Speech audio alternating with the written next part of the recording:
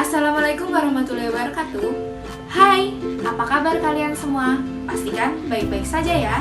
Kembali lagi bersama saya, Adera Rizkika, atau bisa dipanggil Budera, dengan NIM K5421001 dari Program Studi Pendidikan Geografi Fakultas Keguruan dan Ilmu Pendidikan Universitas 11 Maret, Surakarta. Pada video pembelajaran kali ini, kita akan membahas topik yang berjudul peta. Kalian pasti pernah kan lihat kartun ini? Ya, betul sekali. Ini kartun Dora. Kalian pasti juga tidak asing kan dengan kata-kata peta. Sama yang seperti Dora butuhkan, peta digunakan untuk menemukan lokasi atau letak yang kita tuju. Untuk penjelasan lebih lanjutnya, mari kita simak video berikut ini.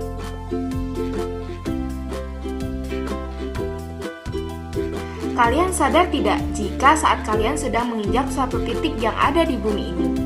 Saat kalian pergi ke sekolah, pulang ke rumah, atau bahkan saat berlibur, pasti kalian sedang menapak di suatu titik yang ada di muka bumi ini. Nah, hari ini kalian sudah pergi kemana saja?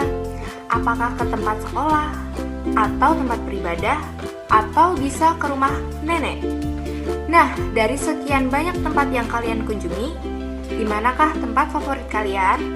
Nah, setelah mengetahui letak lokasi yang kalian sering kunjungi, kalian pernah berpikir tidak bagaimana kalian bisa sampai ke lokasi tersebut? Gimana ya caranya? Mari kita simak penjelasan berikut ini. Tahukah kalian, jika kalian ingin mengetahui lokasi di mana kalian berada, dan jika kalian ingin mengetahui letak sebuah tempat, maka kalian bisa melihatnya melalui peta. Iya benar, kalian bisa melihat letak suatu tempat melalui peta loh teman-teman. Tapi, apakah kalian pernah mendengar istilah peta sebelumnya? Jika belum pernah, izinkan saya untuk memperkenalkan ke kalian tentang peta. Jadi, apa itu peta? Peta adalah gambar atau representasi dari suatu wilayah atau tempat di bumi. Peta membantu kita mengetahui arah seperti utara, selatan, timur, dan barat. Peta juga menunjukkan letak suatu tempat dan memberikan informasi tentang gunung, sungai, dan danau. Dengan melihat peta, kita dapat merencanakan perjalanan, memahami batas-batas wilayah, dan mengetahui berbagai tempat menarik di sekitar kita. Nah, selain itu, ada juga definisi peta berdasarkan geografi. Peta merupakan gambaran konvensional permukaan bumi pada bidang datar yang diperkecil dengan skala melalui sebuah sistem proyeksi. Peta tidak hanya ada satu macam. Untuk peta sehari-hari, kita bisa melihat peta konvensional maupun peta digital. Berikut terdapat perbedaan antara peta konvensional dan peta digital. Peta konvensional adalah sebuah peta yang bisa kita lihat melalui lembaran atau buku. Contohnya yaitu atlas. Lalu, peta digital adalah sebuah peta yang dapat kita lihat melalui media digital seperti komputer, HP, dan lain sebagainya. Saat melihat peta, apa saja yang akan kita lihat, teman-teman? Saat melihat peta, kita akan melihat banyak komponen dari peta tersebut. Beberapa komponen terpenting di peta yang bisa kita lihat dalam peta digital maupun peta konvensional antara lain judul peta, skala peta, arah mata angin, simbol, legenda, garis koordinat, garis tepi, sumber peta, nama pembuat, dan insert peta. Yang pertama, judul peta. Judul pada peta sangat penting, karena sebuah judul akan memberikan gambaran secara singkat mengenai subjek-subjek yang ada dalam peta tersebut. Secara singkat, judul harus dapat mencerminkan isi peta. Dalam tulisannya, judul menggunakan huruf kapital dan ditulis tegak. Untuk ukuran huruf dan peletakan judul dapat diatur sedemikian rupa. Pada umumnya, judul diletakkan di bagian atas dari peta. Yang kedua, skala peta. Skala merupakan perbandingan jarak antara kedua titik di peta dengan jarak sebenarnya. Skala peta harus dicantumkan pada peta karena dapat digunakan untuk memperkirakan atau menghitung ukuran sebenarnya di permukaan bumi. Yang ketiga, arah mata angin. Arah mata angin atau orientasi peta merupakan suatu tanda sebagai petunjuk arah peta. Arah utara pada umumnya mengarah pada bagian atas peta, sehingga peta lebih mudah dibaca dengan tidak membolak-balik peta. Selain itu juga, arah juga penting sehingga pengguna peta dapat mudah mencocokkan objek di peta dengan objek sebenarnya. Insert peta. Insert peta adalah peta kecil tambahan dan memberikan kejelasan yang terdapat di dalam peta. Insert juga digunakan untuk menggambar suatu wilayah yang tidak tergambar pada peta. Selanjutnya, simbol. Simbol peta adalah tanda atau gambar yang mewakili ketampakan yang ada di permukaan bumi yang terdapat pada peta ketampakannya. Kemudian ada legenda peta. Legenda adalah keterangan yang berupa simbol-simbol pada peta agar peta mudah dimengerti oleh pembaca. Legenda ini merupakan kunci peta sehingga keberadaannya harus ada dalam peta. Legenda peta memuat keterangan-keterangan yang berupa simbol, tanda, atau singkatan yang digunakan dalam peta. Selanjutnya ada garis koordinat. Garis koordinat peta adalah jaring-jaring yang terdapat pada peta dan terdiri dari dua garis, yaitu garis bujur dan garis lintang. Garis lintang itu apa sih?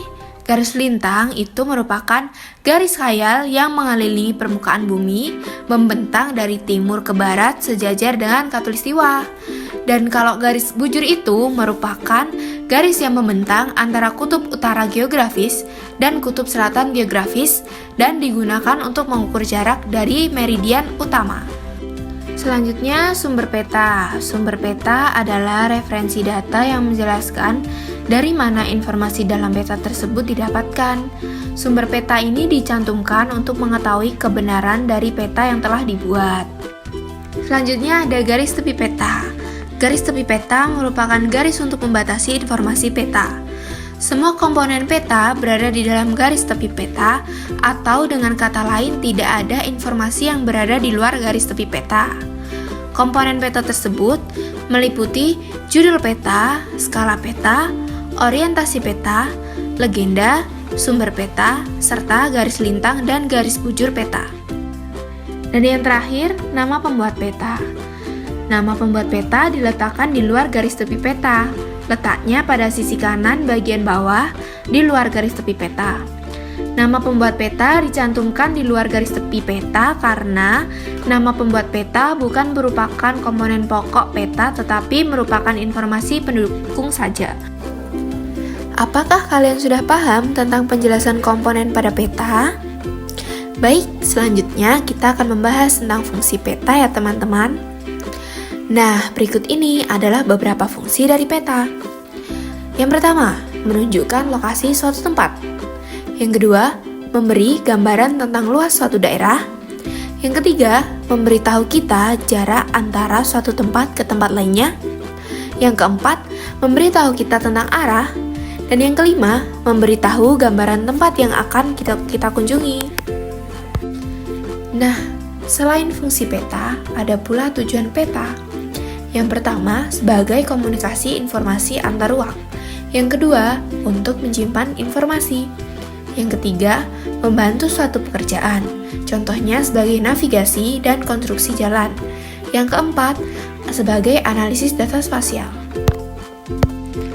Tidak hanya terdapat komponen-komponen, terdapat juga jenis-jenis peta. Jenis peta dibagi menjadi 3, berdasarkan isinya, berdasarkan objeknya, dan berdasarkan skalanya.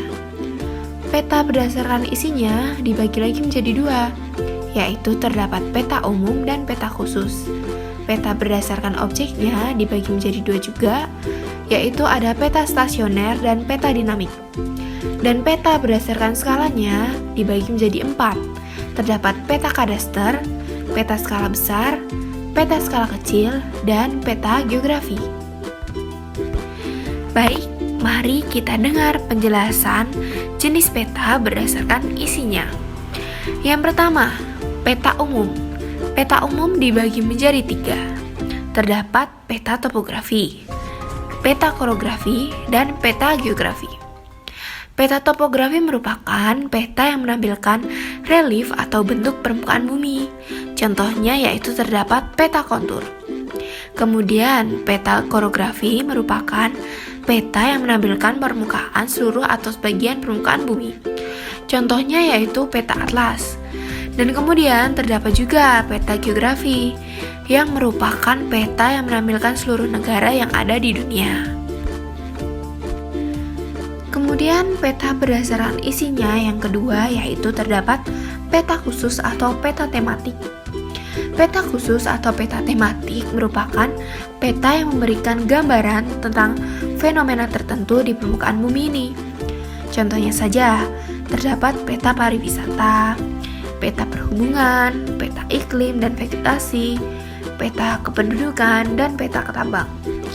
Kemudian, jenis yang selanjutnya yaitu jenis peta berdasarkan objeknya. Yang pertama, peta stasioner. Peta stasioner merupakan peta yang menggambarkan keadaan stabil atau tetap. Contohnya yaitu terdapat peta tanah, peta wilayah, dan peta geologi.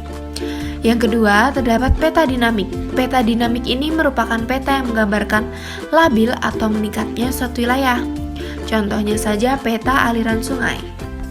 Selanjutnya, terdapat jenis peta berdasarkan skalanya. Yang pertama ada peta kadaster. Peta kadaster ini memiliki skala di antara 1:100 sampai 1:5000. Contohnya saja yaitu peta sertifikat tanah. Yang kedua terdapat peta skala besar. Skalanya yaitu di antara 1:5000 sampai 1:250.000. Contohnya saja yaitu peta untuk perencanaan wilayah. Yang ketiga terdapat peta skala sedang. Skalanya di antara 1:250.000 sampai 1:500.000. Kemudian yang keempat terdapat peta skala kecil. Peta skala kecil ini di antara angka dari 1:500.000 sampai 1:1 juta. Contohnya saja terdapat peta negara. Kemudian yang terakhir yaitu peta skala geografis. Peta ini terdapat skala angka di mana skalanya yaitu di atas 1 juta. Contohnya saja peta dunia. Nah, itu tadi penjelasan mengenai pengertian peta, komponen peta, jenis peta, dan skala peta. Semoga kalian paham ya mengenai penjelasan dan pertemuan kali ini. Dadah! Wassalamualaikum warahmatullahi wabarakatuh.